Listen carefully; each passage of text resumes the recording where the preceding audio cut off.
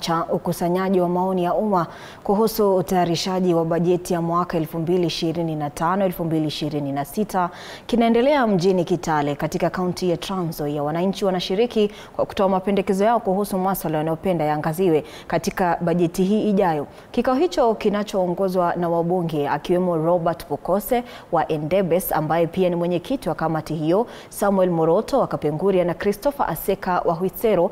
Wabunge hao wanatarajiwa kupokea mapendekezo mbalimbali kutoka kwa wananchi kuhusu vipaumbele vya maendeleo. Na kwa sasa tunaungana na mwanahabari wetu Isaac Famba aliye katika eneo hilo kutufahamisha kinachoendelea.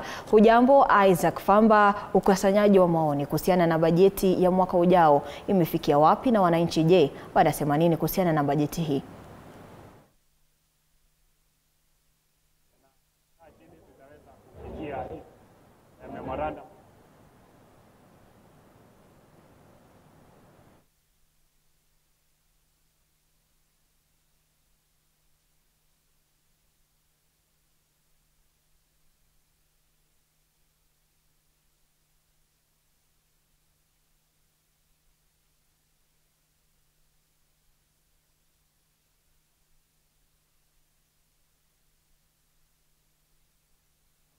Naam, hivi tunazidi kumtegemea Isaac Famba aungane nasi kutoka kaunti hiyo ya Trans Nzoia.